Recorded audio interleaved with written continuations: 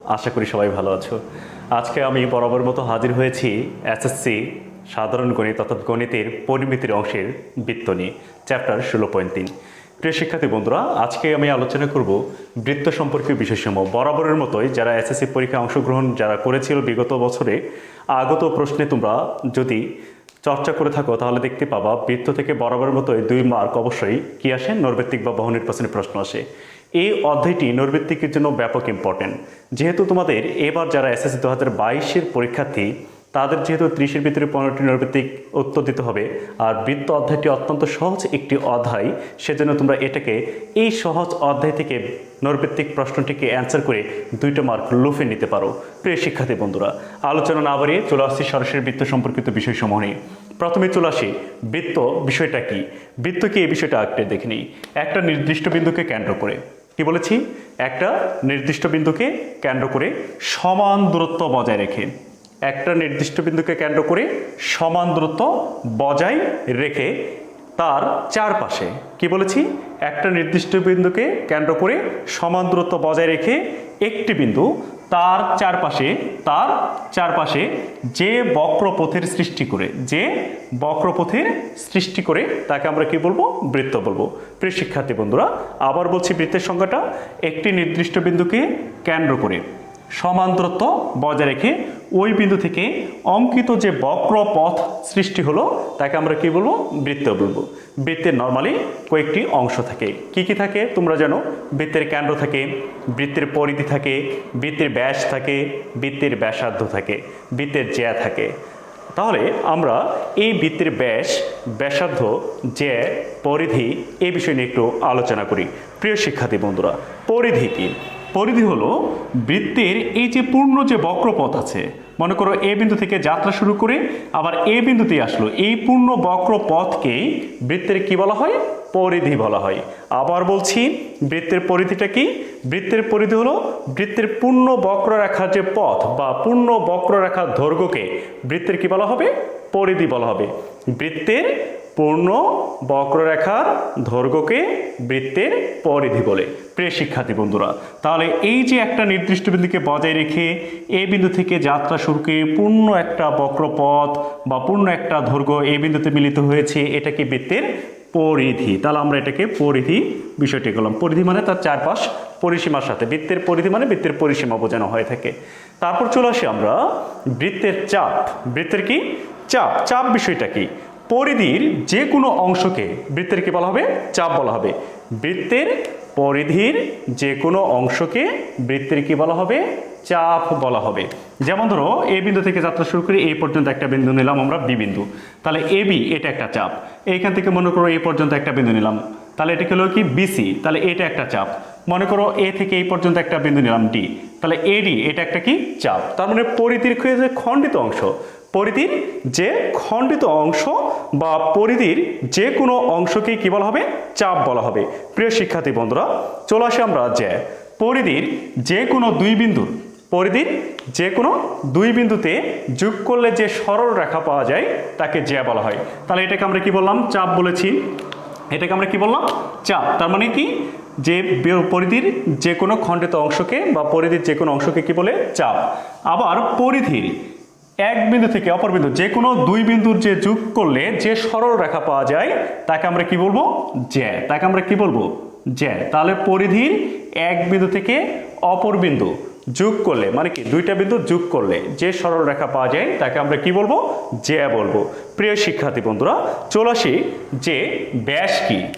কেন্দ্রগামী জ্যাকে কি বলছি, কেন্দ্রগামী জ্যা, এটা হলো কি বৃত্তের কেন্দ্র বা সেন্টার। কেন্দ্রগামী জ্যাকে বৃত্তের কি বলা হবে, ব্যাস বলা হবে। তাহলে আবার বলছি, কেন্দ্রগামী জ্যাকে বৃত্তের কি বলা হয়, ব্যাস বলা হয়। ব্যাসার্ধ কি? বৃত্তের কেন্দ্র থেকে পরিধির দূরত্বকে, দেখো বৃত্তের কেন্দ্র থেকে পরিধির দূরত্বকে বলা হবে কি, ব্যাসার্ধ। বৃত্তের কেন্দ্র থেকে পরিধির দূরত্বকে কি বলবো আমরা, ব্যাসার্ধ বলবো। প্রিয় শিক্ষার্থী বন্ধুরা, এই হলো মূলত একটা বৃত্তের অংশ। প্রথমেই কি বৃত্তের সংজ্ঞা, বৃত্তের সংজ্ঞাটা কি, যে একটি নির্দিষ্ট বিন্দুকে কেন্দ্র করে সমান দূরত্ব বজায় রেখে ওই বিন্দু থেকে সম্পূর্ণ যে বক্রপথ সৃষ্টি হয় ওই বিন্দুতে ফিরে আসছে, সেটা হলো মূলত একটা কি বৃত্ত। বৃত্তের নর্মালি অংশগুলো কি থাকে, বৃত্তের কেন্দ্র, ব্যাসার্ধ, ব্যাস, চাপ পরিধি জ্যা থেকে। আমরা বললাম চাপ কি, চাপটা হলো পরিধির যে কোনো অংশকে অর্থাৎ পরিধির উপর যে অংশটুকু বিবেচনা করবে সেটা হলো চাপ বা খণ্ডিত অংশ হলো চাপ। তাহলে দেখো এ থেকে ডি একটা বিন্দু নিয়েছিলাম, তাহলে এডি একটা চাপ। এ থেকে পরিধির একটা বিন্দু আরেকটা বিন্দু নিয়েছিলাম বি, তাহলে এবি একটা চাপ। ঠিক একইভাবে বিসি একটা চাপ নিয়েছিলাম। তারপর আমরা দেখেছি পরিধিটা কি, অর্থাৎ বৃত্তের সম্পূর্ণ বক্রপথের দৈর্ঘ্যকে কি বলেছিলাম, পরিধি বলেছিলাম। তার মানে এই বিন্দু থেকে যাত্রা শুরু করে এই পর্যন্ত এই বিন্দুতে ফিরে আসতে যে বক্রপথটা সৃষ্টি হয়েছিল সেটাই মূলত কি, পরিধি। তারপর আমরা বলেছিলাম জ্যা কি, পরিধির দুইটা বিন্দুকে যোগ করলে, পরিধির যে কোনো দুটি বিন্দুকে যোগ করলে যে সরল রেখা পাওয়া যায় তাকে আমরা কি বলবো, জ্যা বলবো। আবার বলছি, পরিধির দুইটি বিন্দুকে যোগ করলে যে সরল রেখা পাওয়া যায় তাকে কি বলবো, জ্যা বলবো। তারপর এই কেন্দ্রগামী এই দুইটা বিন্দু যদি কেন্দ্র বরাবর যায় তাহলে ওই জ্যাকে আমরা কি বলবো, ব্যাস বলবো। প্রিয় শিক্ষার্থী বন্ধুরা, ব্যাসার্ধকে যদি আমি আর দ্বারা প্রকাশ করাই, কি বলছি, ব্যাসার্ধকে আর দ্বারা যদি প্রকাশ করা হয় তাহলে দেখো ব্যাসার্ধ হলো কি, কেন্দ্র থেকে পরিধির অংশ, কেন্দ্র থেকে পরিধির অংশ হলো ব্যাসার্ধ। এবং কেন্দ্রগামী পরিধির এক প্রান্ত থেকে অপর প্রান্তের দূরত্বটা কি, ব্যাস। তাহলে অবশ্যই ব্যাসার্ধকে দেখো তো, এটা একটা কি, এই পর্যন্ত অংশ হলো একটা কি, ব্যাসার্ধ। আবার এই অংশটুকু কি, একটি ব্যাসার্ধ। তাহলে দুইটা ব্যাসার্ধ মিলে কি একটা ব্যাস। তাহলে ব্যাসার্ধ দ্বিগুণ হলো কি মূলত ব্যাস। তাহলে আমরা ব্যাসকে কি দ্বারা প্রকাশ করা হয়, ডি ডায়ামিটার, এটা আমরা জানি। আর তাহলে ব্যাস রেডিয়াস, তাহলে হলো ব্যাসার্ধের দ্বিগুণকে আমরা কি বলবো, ব্যাসার্ধের দ্বিগুণকে বলবো ব্যাস। তাহলে ডি সমান কত, 2r। তাহলে ব্যাসার্ধ হলো কি আর, আর ব্যাস হলো কি ব্যাসার্ধের দ্বিগুণ। তাহলে ডি সমান কত, 2r। এখন পরিধি, পরিধি মানে কি, তার চারপাশ, পরিধি মানে কি, তার চারপাশ। পরিধি নির্ণয়ের সূত্র কি, 2πr। পরিধি নির্ণয়ের সূত্র কি, 2πr। তারপর চলে আসি বৃত্তের ক্ষেত্রফল। বৃত্তের ক্ষেত্রফল, যখন আমি ক্ষেত্রফল বের করব তখন কি বলবো, যে পাই আর স্কোয়ার। তাহলে ক্ষেত্রফল বের করার সূত্র কি, পাই আর স্কোয়ার। পরিধি নির্ণয়ের সূত্র হলো 2π আর, ব্যাসার্ধ হলো আর, ব্যাস হলো ব্যাসার্ধের দ্বিগুণ, ডি সমান কত, 2r। এই হলো মূলত বৃত্তের বেসিক ধারণা। প্রিয় শিক্ষার্থী বন্ধুরা, তাহলে সূত্রগুলো একটু রিপিট করে নিচ্ছি। পরিধি মানে হলো পরিধি বা পরিসীমা, বৃত্তের একই বোঝায়। পরিধি হলো 2πr। ক্ষেত্রফল তার মানে তার এরিয়ার মধ্যে কতটুকু পথ জুড়ে আছে, তার ক্ষেত্রফল হলো কি, পাই আর স্কোয়ার। তারপরে এখানে আরটা কি, আরটা হলো ব্যাসার্ধ। তাহলে ব্যাস কি, ব্যাস হলো ব্যাসার্ধের দ্বিগুণ, অতএব ডি সমান 2r। প্রিয় শিক্ষার্থী বন্ধুরা, এখন আমরা এই নিয়ে দু চারটি বহু নির্বাচনী প্রশ্নের আলোকে আলোচনা করছি। দেখো, আমরা প্রথমে একটা অঙ্ক লিখে নিচ্ছি। দাগ নাম্বার, প্রথমে অঙ্কটা, বৃত্তের ব্যাস 3 গুণ বৃদ্ধি করলে ক্ষেত্রফল কত বৃদ্ধি পাবে। কি বলা হয়েছে, বৃত্তের ব্যাস 3 গুণ বৃদ্ধি পেলে ক্ষেত্রফল কত গুণ বৃদ্ধি পাবে। তাহলে দেখো, আমাকে প্রশ্নটা খেয়াল রাখো, এটা হলো প্রশ্ন। যারা চাকরি প্রত্যাশী তাদের জন্য এই অঙ্কটি খুবই গুরুত্বপূর্ণ। যারা বিভিন্ন চাকরির পরীক্ষা দিতে যাবেন বা দিচ্ছেন, ভবিষ্যতে আরও চাকরি পরীক্ষা দিবেন, তাদের জন্য এই প্রশ্নটা অত্যন্ত গুরুত্বপূর্ণ প্রশ্ন, যার প্রিলিমিনারি টেস্টে এই প্রশ্নটা ম্যাক্সিমাম সময় চলে আসে। প্রিয় শিক্ষার্থী বন্ধুরা, দেখেন, বৃত্তের ব্যাস 3 গুণ বৃদ্ধি পেলে ক্ষেত্রফল কত গুণ বৃদ্ধি পাবে। কার সাথে আলোচনা, ব্যাস যদি 3 গুণ বৃদ্ধি পাই, ক্ষেত্রফল কত গুণ বৃদ্ধি পাবে। ব্যাস 3 গুণ বৃদ্ধি পেলে ক্ষেত্রফল কত গুণ বৃদ্ধি পাবে। আমরা কিছুক্ষণ আগেই পড়ে আসছি, সলিউশন করতেছি আমরা। দেখেন, একটু ক্লিয়ার হয়ে যাবেন আশা করি যারা চাকরি প্রত্যাশী বা চাকরি পরীক্ষায় অংশগ্রহণ করবেন। বৃত্তের ব্যাস 3 গুণ, ব্যাস কি, দেখেন আমরা জানি ব্যাস ডি সমান কত, 2r।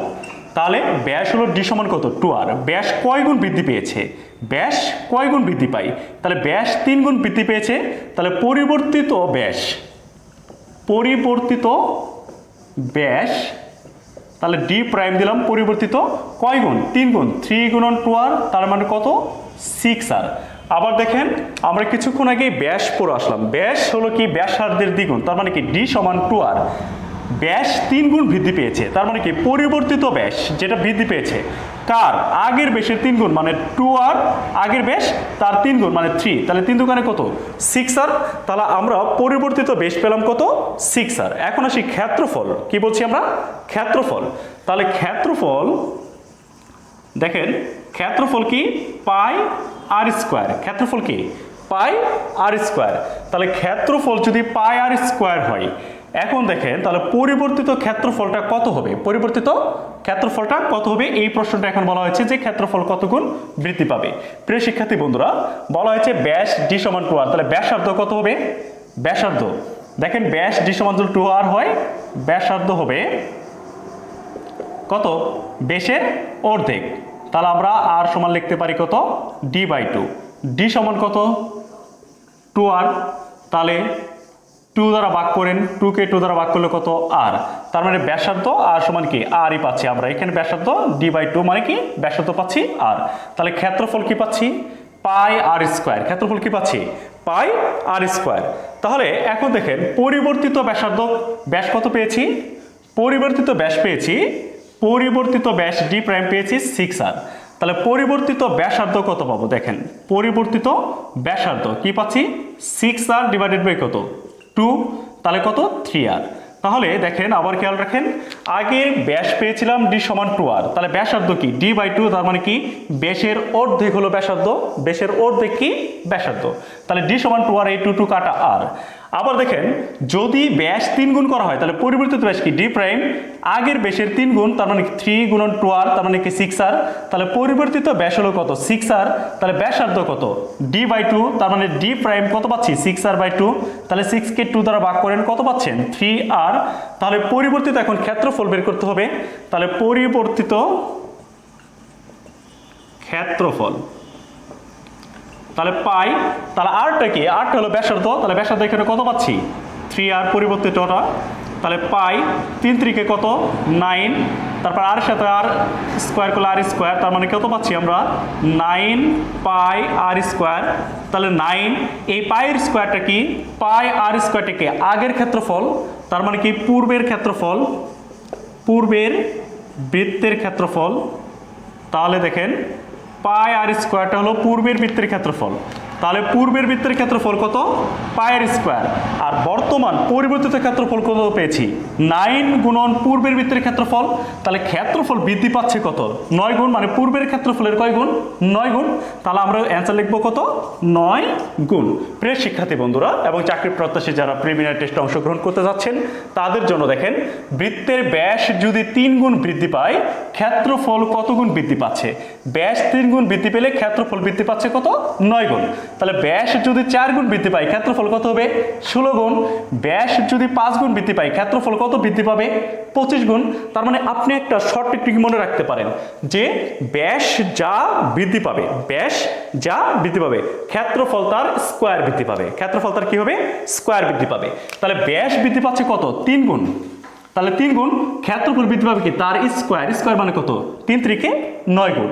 আবার দেখেন ব্যাস বৃদ্ধি পাচ্ছে 4 গুণ, ব্যাস বৃদ্ধি পাচ্ছে 4 গুণ, তাহলে ক্ষেত্রফল কি 4 স্কোয়ার তার মানে কত 16 গুণ। ব্যাস বৃদ্ধি পাবে আবার ধরেন 5 গুণ, তাহলে ক্ষেত্রফল বৃদ্ধি পাবে কত 5 স্কোয়ার তার মানে কত 25 গুণ। তার মানে এটা হলো শর্ট টেকনিক, আপনারা মনে রাখতে পারেন। আর যারা এসএসসি লেভেলে আছো বিষয়টাকে ডিটেইলস বুঝতে এবং বোঝার চেষ্টা করবে। প্রিয় শিক্ষার্থীবৃন্দ এবং যারা দেখছেন তাদের জন্য আরেকটি অঙ্ক আমরা করছি এখন বৃত্ত সংক্রান্ত, একই চাপের উপর। দেখেন আরেকটা অঙ্ক আমরা করছি, প্রশ্ন এটা আমরা মিশিয়ে দিলাম, রিপিট করলাম না। একই চাপের উপর দণ্ডায়মান কেন্দ্রস্থ কোণের পরিমাণ। দেখেন আমি প্রশ্নটা লিখছি 2 নম্বর প্রশ্ন। তাহলে 2 নম্বর প্রশ্ন, একই চাপের উপর, একই চাপের উপর দণ্ডায়মান কেন্দ্রস্থ কোণ, কেন্দ্রস্থ কোণ 110 ডিগ্রি হলে বৃত্তস্থ কোণ কত, বৃত্তস্থ কোণ কত। অনেকে বৃত্তস্থ কোণকে পরিধিস্থ কোণ বা পরিধিস্থ কোণও বলে থাকেন। পরিধিস্থ কোণ কত? প্রিয় শিক্ষার্থী বন্ধুরা দেখেন আমি একটা প্রশ্ন এখানে লিখে ফেলেছি, একই চাপের উপর দণ্ডায়মান কেন্দ্রস্থ কোণ 110 ডিগ্রি হলে বৃত্তস্থ কোণ বা পরিধিস্থ কোণ কত? প্রিয় শিক্ষার্থী বন্ধুরা, আগে বৃত্তস্থ কোণ কি আর কেন্দ্রস্থ কোণ কি এই বিষয়টা নিয়ে একটু প্রাইমারি কনসেপ্ট নেই। দেখেন যে এটা একটা কি বৃত্ত, যেহেতু এটা বৃত্ত হয়নি, সমান ব্যাসার্ধ বা সমান দূরত্ব বজায় রাখেনি, তারপরও আমরা বোঝার জন্য বলছি এটা একটা কি বৃত্ত কেন্দ্র। তাহলে দেখেন পরিধি কোণটা, এই যে অঙ্কিত যে বক্রপথ বা বক্রপথের দৈর্ঘ্য সেটা কি পরিধি। তাহলে মনে করেন একটা চাপ নিলাম, এই চাপটা কি বিসি একটা চাপ নিলাম, বিসি একটা চাপ। চাপের সূত্র সংখ্যাটা কিছুক্ষণ আগে আমরা বলেছি যে একটা পরিধির যে কোনো খণ্ডিত অংশটাই কি চাপ, তার মানে বি এবং সি এটা একটা কি পরিধির খণ্ডিত অংশ, তার মানে এটা একটা কি চাপ। তাহলে এই চাপ দেখেন বিসি চাপের কয়টা বিন্দু পেয়েছি আমরা? দুইটা বিন্দু। তাহলে যে কোনো একটা পরিধির উপর বিন্দু নিলাম কি এ। এ থেকে দেখেন এই বিসি চাপের উপর একটা কোণ অঙ্কন করি, এ থেকে বিসি চাপের উপর একটা কি অঙ্কন করলাম? কোণ অঙ্কন করলাম। এই কোণের নাম কি দেখেন তো? বি এ সি কোণ। বি এ সি কোণ কার সাথে কোণ উৎপন্ন করেছে? পরিধির সাথে। এই জন্য এই কোণের নাম কি? পরিধিস্থ কোণ বা বৃত্তস্থ কোণ। আবার খেয়াল রাখেন, যে কোনো একটা কি নিয়েছিলাম? চাপ নিয়েছিলাম। এই চাপের উপর কি করেছি? যে কোনো একটা বিন্দু নিয়েছিলাম আমি পরিধির উপর এ। এই এ থেকে এ বি এবং এসি যোগ করেছি, যোগ করলে কি পেয়েছি? একটা কোণ পেয়েছি। কার সাথে কোণ উৎপন্ন করেছে? পরিধির সাথে। এই জন্য অনেকে এটা কি বলে? পরিধিস্থ কোণ অথবা কি বৃত্তস্থ কোণ। দেখেন আবার একটু বিষয়টা করি, মনে করেন এখানে আরেকটা বিন্দু নিলাম কি, যেহেতু বি নিয়ে ফেলছি এখানে একটা ডি নিলাম। তাহলে ডি কি পরিধি, যে কোনো একটা বিন্দু চাপ ওটি মনে করলাম যে এটা। তাহলে বিডি এবং সিডি যোগ করে এখানেও কি একটা কোণ উৎপন্ন করেছে না? তার মানে এটা কোথায় কোণ উৎপন্ন করছে? পরিধির সাথে। অতএব এটি কি কোণ? পরিধিস্থ কোণ বা বৃত্তস্থ কোণ। আবার দেখেন এই চাপের উপরই যদি আমি এই চাপের বিসি চাপের উপরই যদি আমি একটা কেন্দ্রের সাথে কোণ উৎপন্ন করি, কেন্দ্র কি ও, তাহলে ও বি এবং কি ও সি যোগ করি, তাহলে এইখানে যে কোণ উৎপন্ন করেছে এটা কোথায় কোণ উৎপন্ন করেছে? দেখেন তো কেন্দ্রের ভিতরে কোণ উৎপন্ন করেছে। যেহেতু কেন্দ্রের ভিতরে কোণ উৎপন্ন করেছে অতএব এটা কি কোণ? কেন্দ্রস্থ কোণ। তাহলে ক্লিয়ার কনসেপ্ট। যদি পরিধির সাথে কোণ উৎপন্ন করে সেটা কি পরিধিস্থ কোণ বা বৃত্তস্থ কোণ। আর যদি কেন্দ্রের সাথে কোণ উৎপন্ন করে ওই চাপের উপর, তাহলে সেটা কি একই চাপের উপর কেন্দ্রের সাথে কোণ উৎপন্ন করলে সেটা হলো কেন্দ্রস্থ কোণ, আর পরিধির সাথে কোণ উৎপন্ন করলে সেটা কি কোণ? বৃত্তস্থ কোণ বা পরিধিস্থ কোণ। প্রিয় শিক্ষার্থী বন্ধুরা, বলা হয়েছে একই চাপের পর দণ্ডায়মান কেন্দ্রস্থ কোণ, তার মানে কি কেন্দ্রস্থ কোণের মানটা এখানে দেওয়া আছে কত? 110 ডিগ্রি। কেন্দ্রস্থ কোণের মান দেওয়া আছে কত? 110 ডিগ্রি। বলা হয়েছে বৃত্তস্থ কোণ এর মানটা কত? বৃত্তস্থ কোণের মান কত? এর জন্য একটা শর্ট টেকনিক মনে রাখবেন, যেহেতু একটা উপপাদ্য আপনাদের রয়েছে যারা এসএসসি লেভেলে পড়াশোনা করেন, এটা অষ্টম অধ্যায় উপপাদ্য রয়েছে। কিন্তু যারা চাকরি প্রত্যাশী তারা তো আর এসএসসি লেভেলে সেই উপপাদ্য মুখস্থ করবেন না। সেজন্য আপনাদের জন্য যেটা শর্ট টেকনিক মনে রাখবেন যে একই চাপের উপর দণ্ডায়মান বৃত্তস্থ কোণ কেন্দ্রস্থ কোণের অর্ধেক। কি বলেছি? সূত্রটা মনে রাখবেন যে একই চাপের উপর দণ্ডায়মান, শুধু ট্যাকটিকটা মনে রাখবেন আপনারা যারা প্রিলিমিনারি টেস্ট দেবেন। একই চাপের উপর দণ্ডায়মান কি বলেছি? বৃত্তস্থ কোণ কেন্দ্রস্থ কোণের অর্ধেক। কেন্দ্রস্থ কোণের অর্ধেক। আবার বলছি, একই চাপের উপর দণ্ডায়মান বৃত্তস্থ কোণ কেন্দ্রস্থ কোণের অর্ধেক। তাহলে দেখেন তো বৃত্তস্থ কোণ কার অর্ধেক? কেন্দ্রস্থ কোণের অর্ধেক। তাহলে হাফ মানে কি অর্ধেক, তাহলে কেন্দ্রস্থ কোণ। তাহলে দেখেন তো হাফ কেন্দ্রস্থ কোণ কত দিয়ে আছে? 110 ডিগ্রি। তাহলে 110, তাহলে যেহেতু এখানে 1 দিতে হলাম আমরা হাফ লিখলাম, 110কে 2 দ্বারা ভাগ করেন তাহলে কত পাচ্ছেন? 55 ডিগ্রি। তাহলে এর বৃত্তস্থ কোণ কত ডিগ্রি? 55 ডিগ্রি। প্রিয় শিক্ষার্থী বন্ধুরা, যেহেতু এর বৃত্তস্থ কোণ পেয়েছেন আপনারা কত? 55 ডিগ্রি। এরকম নিয়মে যদি কখনো আসে শুধুমাত্র এই টেকনিকটা মনে রাখবেন, বৃত্তস্থ কোণ হলো কেন্দ্রস্থ কোণের কি অর্ধেক, আর কেন্দ্রস্থ কোণ কত? বৃত্তস্থ কোণের দ্বিগুণ। আশা করি অঙ্কটি বুঝতে পেরেছেন। সে পর্যন্ত সবাই ভালো থাকবেন। বৃত্তের দ্বিতীয় পার্ট নিয়ে আমরা শীঘ্রই আপনাদের মাঝে হাজির হব। সে পর্যন্ত মিস্টার অঙ্কের সাথেই থাকবেন। সবাই ভালো থাকবেন, সুস্থ থাকবেন। আর যদি আমাদের ক্লাসগুলো ভালো লাগে অবশ্যই লাইক, শেয়ার, কমেন্টের মাধ্যমে আমাদেরকে উৎসাহ প্রদান করবেন। ধন্যবাদ সবাইকে।